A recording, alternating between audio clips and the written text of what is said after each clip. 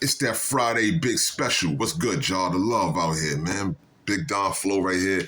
Don Boy 718, you know where it's at, the best sports show out here that's emerging, and we're going to make changes and keep growing to make it better for y'all. Hope y'all having a wonderful day so far.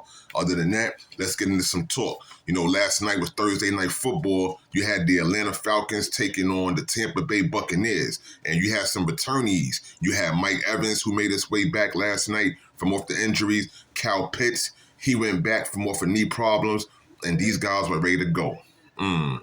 This was a fighting game. Atlanta versus Tampa Bay out in Tampa. I mean, Drake London, he wasn't going to be available to play yesterday, so it was going to be tougher. So they had to have the boy Kyle Pitts take over more on the wide receiver end instead of just doing his regular rushing and running duties.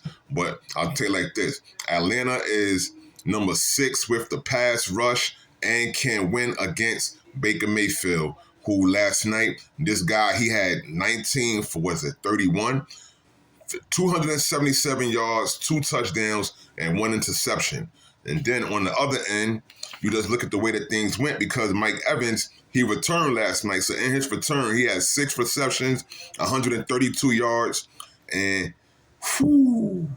that was about the end of the story besides Bucky Irvin with his 16 carries. You know, Kirk Cousins, he went off for 30 for 44 yards last night, 373 yards, 3 touchdowns. And then Bijan Robinson, 19 carries, 93 yards, 1 touchdown. Kyle Pitts, 11 receptions, 166 yards, 3 touchdowns. This man was tearing the field up. And then forget about it on the defense. Because Atlanta kept scoring in bunches. They scored 14 in the second quarter and 15 in the fourth quarter to take this win and come back on the Tampa Bay Buccaneers. Thanks to James Pierce Jr. and that defensive squad. James Pierce Jr. had 2 sacks of his own, some pressures on the ball, and they made this Tampa Bay offense fold. I know Todd Bowles was like, what in the world is going on? Because Todd Bowles is a good coach, but Atlanta, they wanted to win last night. Even though their chances of the playoffs are out, they want to stomp on these so-called